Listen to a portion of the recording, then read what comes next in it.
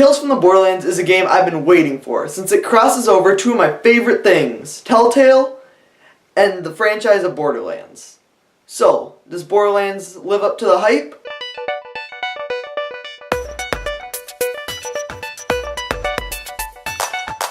Tales from the Borderlands stars two protagonists, Fiona. It sucks because I'm trying to get it in your lying mouth. all right. Mission accomplished. And Reese. Fiona? What, is there some sort of radiation leak I don't know about?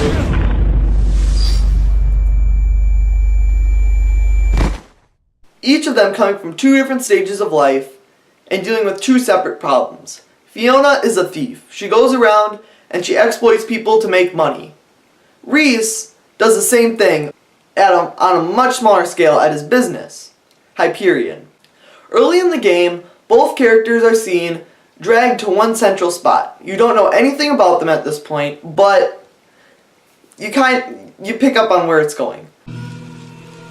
Well, look who decided to show her face. I was just about to get to my favorite part. You know, where you come in and you ruin my life, you no-class Scheming Pandoran scum! So this whole episode is talked about through flashbacks, which is fine, but the flashbacks get I personally don't like flashbacks. This is because they seem to drag down the plot and they could be going somewhere, but they usually don't. This is the first episode, so obviously next one's going to pick up where it left off at the end of the episode, which we'll get to later. The game succeeds in the Borderlands style. Everything looks like it's from the Borderlands universe, and even has tons of throwbacks to different things you've seen throughout the Borderlands franchise, especially when you're walking through the museum, in which you see all the characters, like Boom and Blam.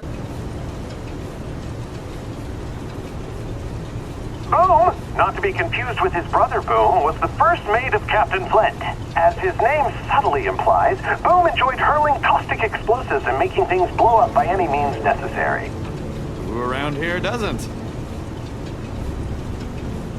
Another thing that they did amazingly is crossed over one of the protagonists from Borderlands 2, Zero.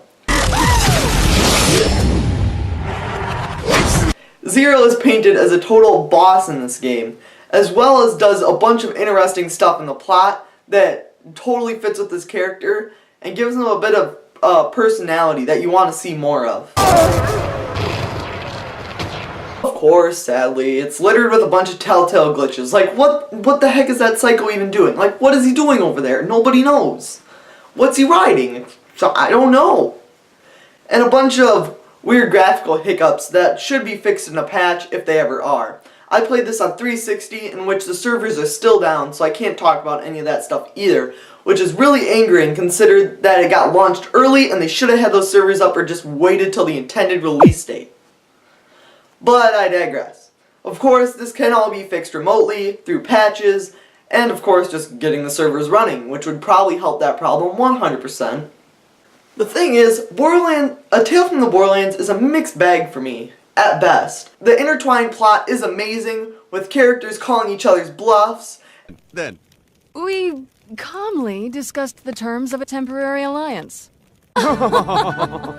Oh, you are a delight.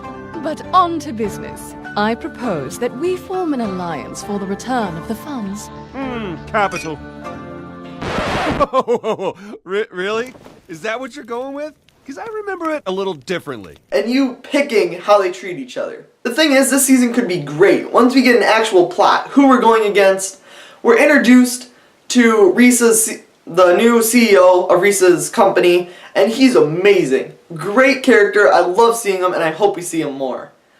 And other great characters like Fiona. Fiona is better than Reese in her character, and has a personality. Of course, her family, kind of stale, but, first episode, gotta get fleshed out.